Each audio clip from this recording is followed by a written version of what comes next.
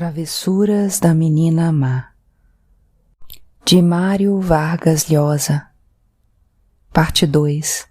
O Guerrilheiro.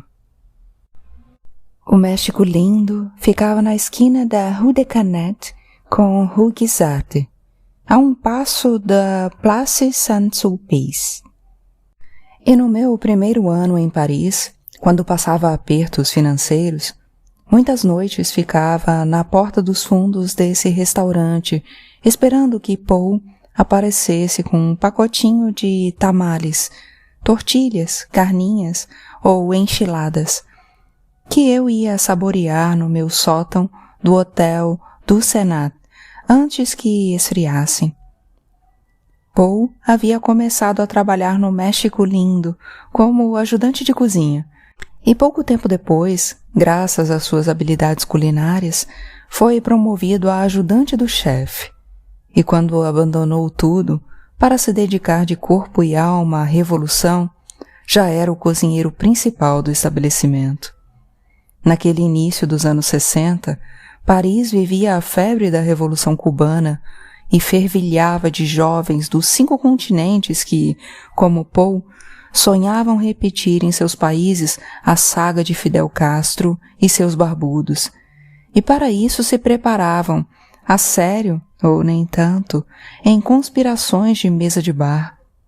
Quando eu o conheci, poucos dias depois da minha chegada a Paris, além de ganhar a vida no México lindo, Paul fazia cursos de biologia na Sorbonne, que também trocou pela Revolução.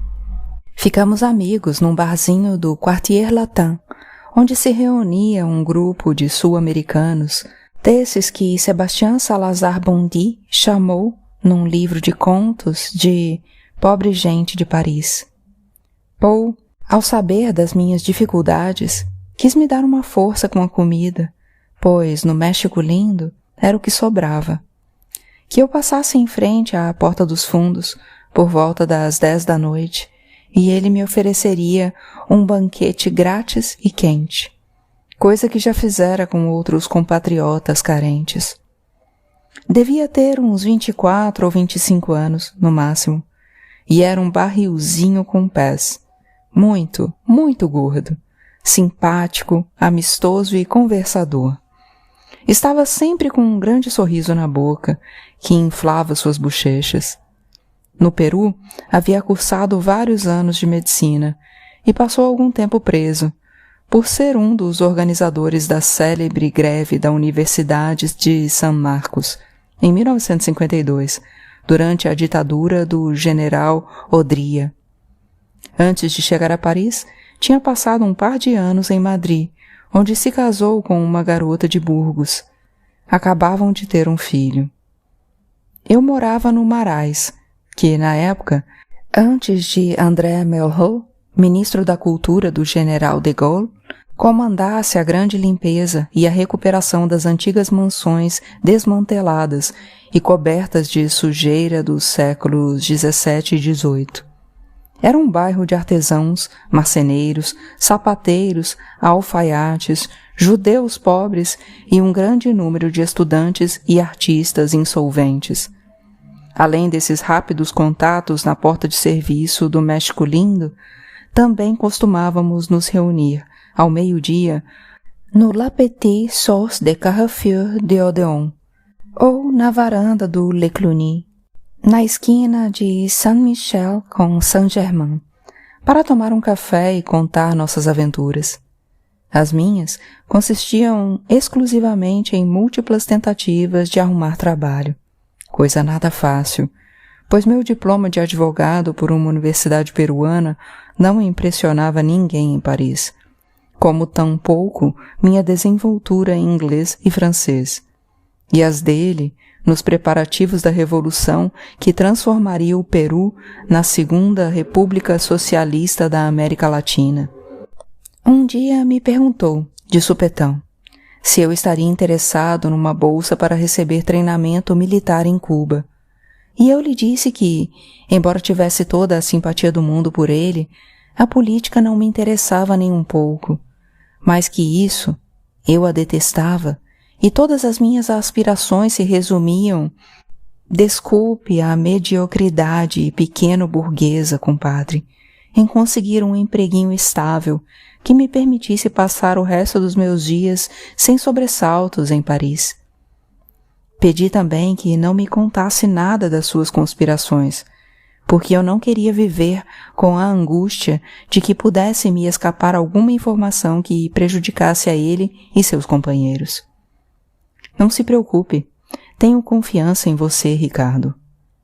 Tinha sim, de fato, tanta que não me deu ouvidos. Contava tudo o que fazia, até os problemas mais íntimos dos preparativos revolucionários. Poe pertencia ao movimento de esquerda revolucionária, MIR, fundado por Luis de la Puente Uceda, um dissidente do Partido Aprista. O governo cubano tinha oferecido 100 bolsas ao MIR para que rapazes e moças peruanos recebessem treinamento guerrilheiro. Eram os anos de confronto entre Pequim e Moscou, e naquele momento parecia que Cuba ia se inclinar pela linha maoísta, mas depois, por razões práticas, acabou se aliando com os soviéticos. Os bolsistas, devido ao estrito bloqueio imposto pelos Estados Unidos à ilha, tinham de passar por Paris rumo ao seu destino, e Poe estava em apuros para alojá-los na escala parisiense. Eu lhe dava uma mãozinha nessas fainas logísticas, ajudando-o a reservar quartos em hotéis miseráveis, de árabes, dizia Poe, onde encaixávamos os futuros guerrilheiros de 2 em 2, e às vezes até de 3 em 3, num quartinho ínfimo, ou numa chambre de bonne, de algum latino-americano ou francês disposto a dar sua contribuição à causa da Revolução Mundial. No meu sótão do Hotel du Sénat, na rue Saint-Sulpice, hospedei mais de uma vez, à revelia da Madame Auclair, a administradora, alguns desses bolsistas. Eles constituíam uma fauna muito variada. Muitos eram estudantes de letras, direito, economia, ciências e educação da Universidade de São Marcos, que haviam militado na juventude comunista, ou em outras organizações da esquerda. Além de limenhos, apareciam rapazes das províncias e mesmo alguns camponeses, índios de Puno, Cusco e Ayacucho, aturdidos pelo salto de suas aldeias e comunidades andinas, onde foram recrutados, quem sabe como, até Paris. Olhavam em volta um pouco zonzos. Pelas poucas frases que troquei com eles no trajeto de Orly ao hotel, às vezes me davam a impressão de não entenderem muito bem o tipo de bolsa que ganharam, nem saberem claramente em que consistia o treinamento que iriam receber. Nem todos tinham conseguido a bolsa no Peru. Alguns a obtiveram em Paris, no meio da heterogênea massa de peruanos.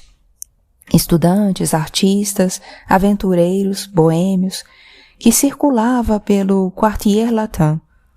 Entre eles, o mais original era meu amigo Alfonso, o espírita, enviado à França por uma seita teosófica de Lima para fazer estudos de parapsicologia e teosofia, que a eloquência de Poe arrancou dos espíritos e instalou no mundo da Revolução. Era um rapaz branquela e tímido, que quase não abria a boca, e nele havia um quê de aéreo, desligado, de espírito precoce. Nas nossas conversas ao meio-dia no Leclane, ou La Petite Source, eu insinuava às vezes que muitos daqueles bolsistas que o MIR mandava para Cuba e volta e meia para a Coreia do Norte ou China Popular, estavam aproveitando a oportunidade de fazer um pouco de turismo e jamais subiriam os Andes ou se embrenhariam na Amazônia com um fuzil no ombro e uma mochila nas costas. E está tudo calculado, meu chapa, respondia Poe, fazendo pose de quem está com as leis da história ao seu lado. Se a metade deles corresponder às expectativas, a revolução é um fato consumado. Certo, Homir fazia as coisas com um pouco de pressa, mas como ia se dar ao luxo de dormir? A história, depois de transcorrer tantos anos a passo de tartaruga, de repente, graças a Cuba, avançava como uma bólide. Era preciso agir, aprendendo, tropeçando, levantando-se. Os tempos não permitiam fazer provas de conhecimento, testes físicos e exames psicológicos para recrutar jovens guerrilheiros. O importante era aproveitar aquelas 100 bolsas antes que Cuba as oferecesse a outros grupos. O Partido Comunista, a Frente de Libertação, os trotskistas, que competiam para ser os primeiros a desencadear a Revolução Peruana.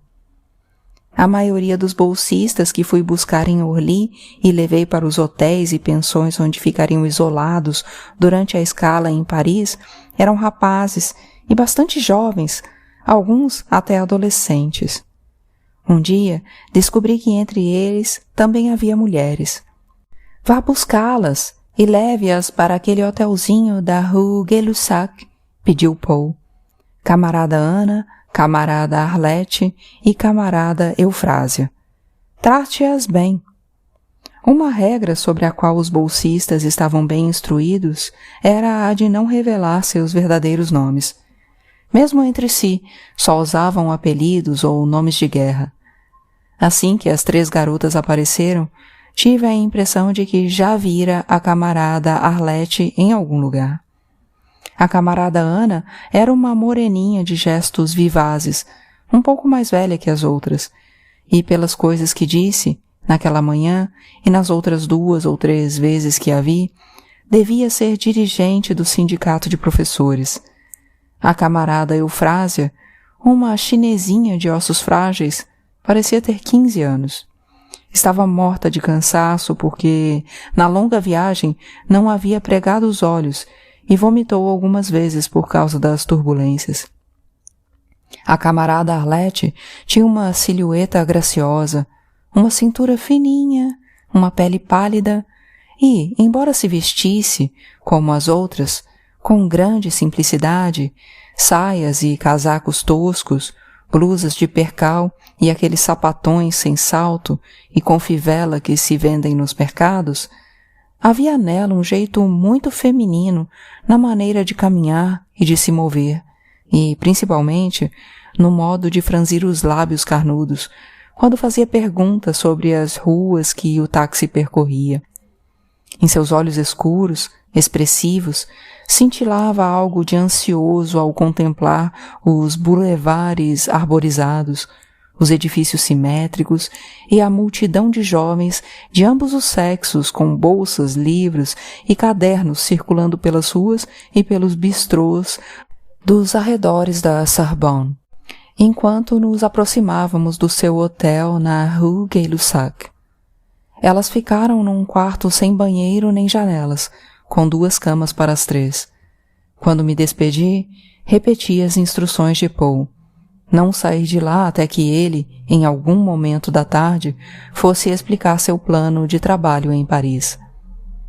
Já estava na porta do hotel, acendendo um cigarro antes de sair, quando bateram no meu ombro.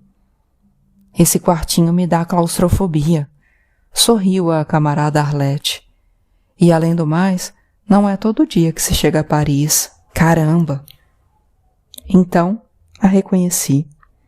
Tinha mudado muito, naturalmente, sobretudo na maneira de falar, mas continuava emanando toda aquela malícia que eu recordava muito bem. Uma coisa atrevida, espontânea e provocadora, que se manifestava na sua postura desafiante, o peitinho e o rosto adiantados, um pé um pouco atrás, a bundinha empinada e um olhar zombateiro que não deixava o interlocutor saber se estava falando sério ou brincando. Era miúda, tinha pés e mãos pequenos e uma cabeleira, agora negra em vez de clara, presa com uma fita que lhe chegava até os ombros, e aquele mel escuro em suas pupilas.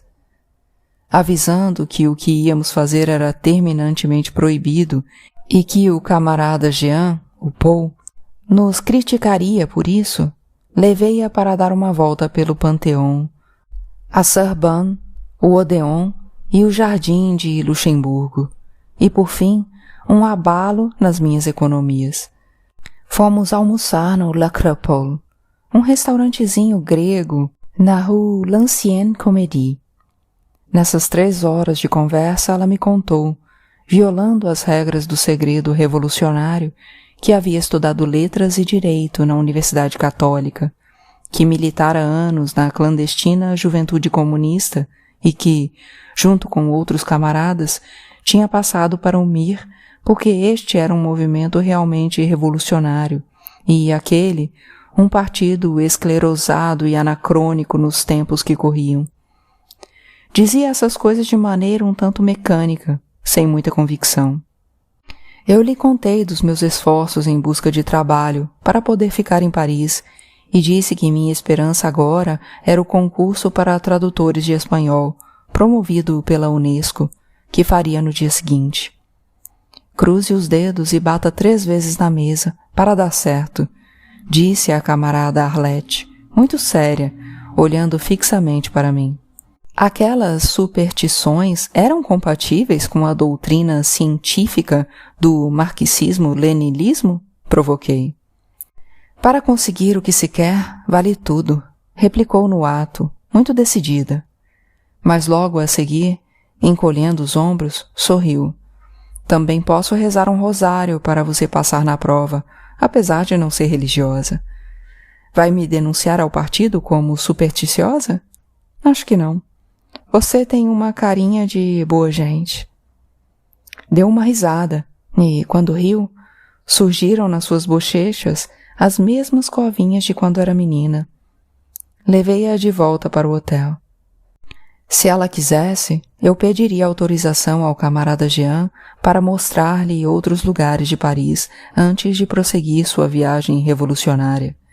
Ótimo, respondeu, estendendo uma mão lânguida que demorou a se separar da minha. Era muito bonita e muito brejeira, a guerrilheira.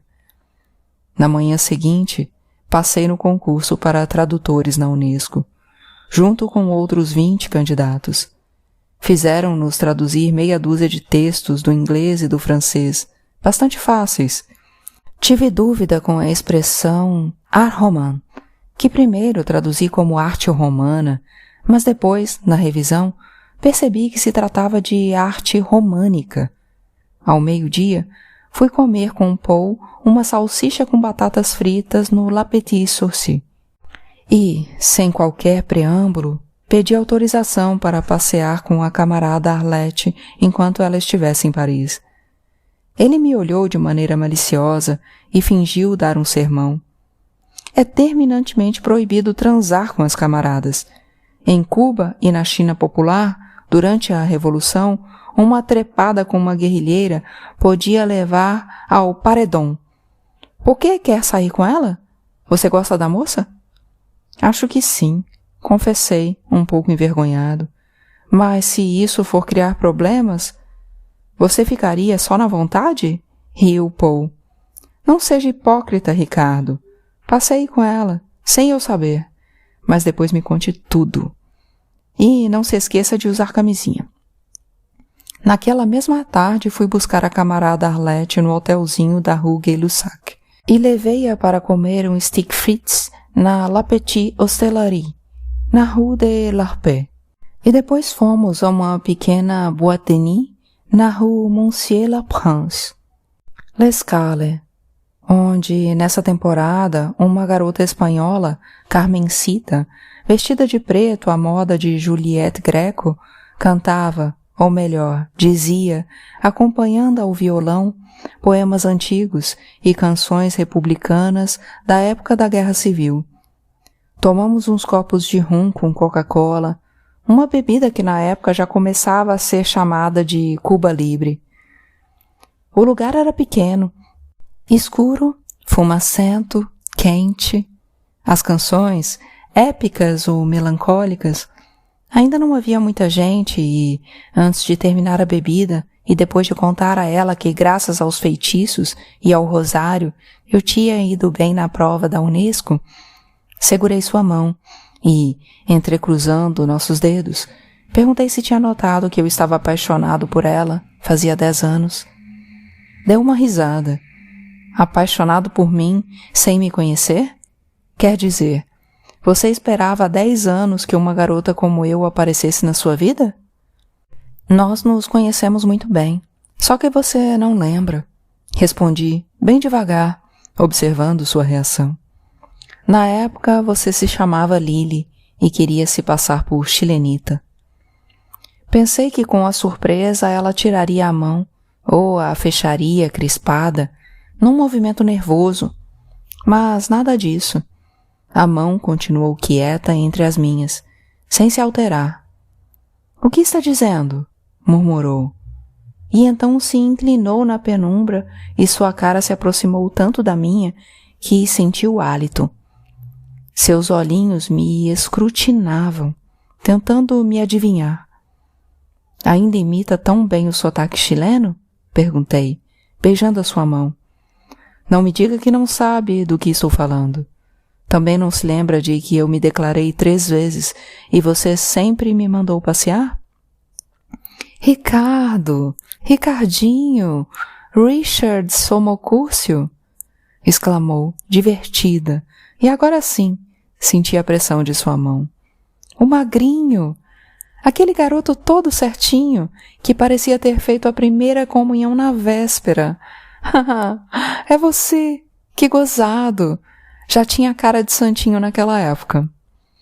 No entanto, pouco depois, quando lhe perguntei como e por que ela e sua irmã Lucy planejaram passar por chilenitas quando foram morar na rua La Esperança, em Miraflores, desmentiu com firmeza que soubesse do que eu estava falando. De onde eu tinha tirado tal coisa? Deviam ser outras pessoas. Ela nunca se chamara Lily, nem tinha irmã, nem jamais morara naquele bairro Granfino. Esta seria sua atitude, dali por diante. Negar a história das chilenitas, se bem que às vezes, como naquela noite no L'Escalé, quando admitiu reconhecer em mim o garoto meio bobo de 10 anos atrás, deixava escapar alguma coisa, uma imagem, uma alusão, que a denunciava como a falsa chilenita da nossa adolescência. Ficamos no L'Escala até altas horas da noite e pude beijá-la e acariciá-la, mas não fui correspondido. Ela não tirava os lábios quando eu os procurava, mas não fazia o menor movimento de resposta. Deixava-se beijar com indiferença e, naturalmente, nunca abria a boca para que eu pudesse sorver sua saliva. Seu corpo também parecia um bloco de gelo quando minhas mãos acariciavam sua cintura, seus ombros e se detiam nos duros peitinhos de botões eretos. Permaneceu quieta, passiva, resignada àquelas efusões como uma rainha diante das homenagens de um vassalo, até que, afinal, com naturalidade, percebendo que minhas carícias tomavam um rumo atrevido, me afastou. Esta é a minha 4ª declaração de amor, chilenita, lembrei, na porta do hotel da rua Gay-Lussac. A resposta, finalmente, é sim? Vamos ver. Jogou-me um beijo no ar, quando já ia se afastando. Não perca as esperanças, bom menino.